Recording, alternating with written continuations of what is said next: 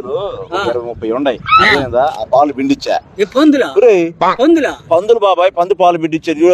దేనికి తీసుకెళ్లి పాల కిందలు పోతే శాతం ఎక్కువ వచ్చి డబ్బులు ఎక్కువ వస్తాయి. మా పాలలో కలిపితే శాతం ఎక్కువ వచ్చిద్దా? పాలు వద్దు, సపరేట్ పోసేసేయి. సెపరేట్ పోతే శాతం వచ్చి తనమనే దొంగలంచా కొడక. సెపరేట్ పోతే శాతం వచ్చి తనమనే దొంగలంచా కొడక. ఈ ఇంద్ర పంది పాలు పిండికి వచ్చి మా పాలలో కలుపు లేదా సపరేట్ పోయి అంటే లాభం రావాలొద్దా? లాభం రావాల్సింటే ఎవడన్నా తెల్లవాడు చెప్తే మమ్మల్ని బతికినిస్తారంట. ఎట్లా చెబుతావు?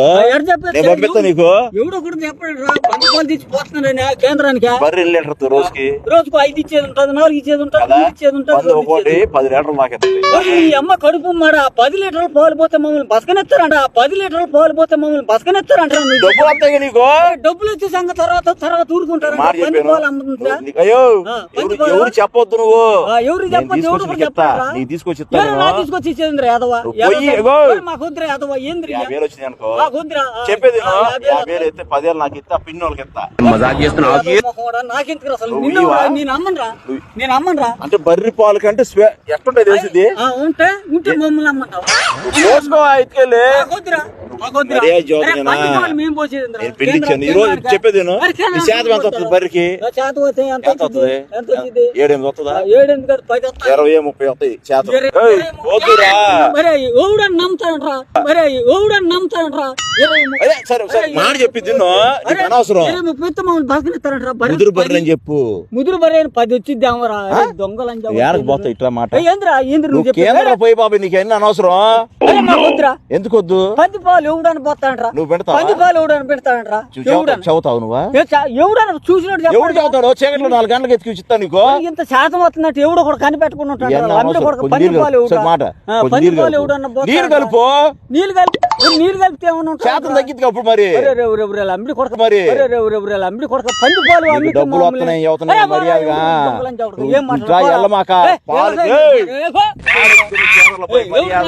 నేను పిలిచాయి నీకెందుకు? నాకెంత నీ పంది పాలు పంది పాలు పట్టుకొని పెట్టి పోయినసారి పంది దున్ని పెట్టావు అమ్మిడి కొడక పాలు అని.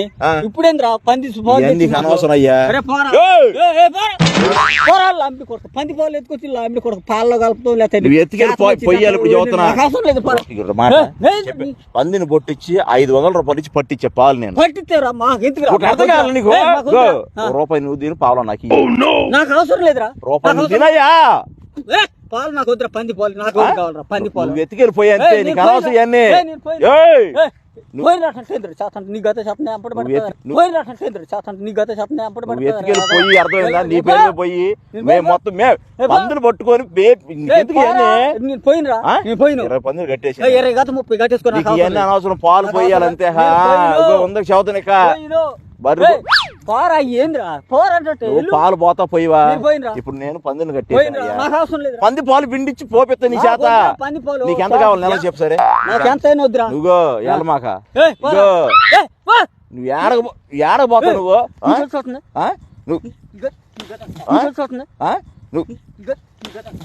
సరే ఆగు.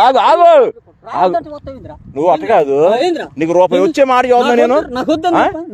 బర్రె పాలు ఎన్నాళ్ళు అమ్ముతావు నువ్వు? ఎన్నాళ్ళే నమ్ముకుంటా. నాకు అవసరం పంది పాలు అమ్ముకోవాలని. పంది పాలు అమ్ముకోమాకయ్యా. ఎందుకు కేంద్రం పోయి నేను పోయినా ఏమనుకున్నా పందుల గురించి? పాలు ఎన్ని తెలుసు నీకు? 10 బర్రెలతో పంది సమానం. 10 బర్రెలు ఎంబడి తిరుగుతాను మాట చదువు ఇట్లా. నీకు అర్థమైందా? పందిని నువ్వు వదిలేసి అదే తిరిగి వచ్చింది ఇంటికి. నువ్వు పొద్దున్న సాయంత్రం ఏడ తిరుగుతావు? పందుల గురించి తెలుసు అసలు? పందుల గురించి తెలుసు అసలు? మాకు తెచ్చి పెడతావు పాలు.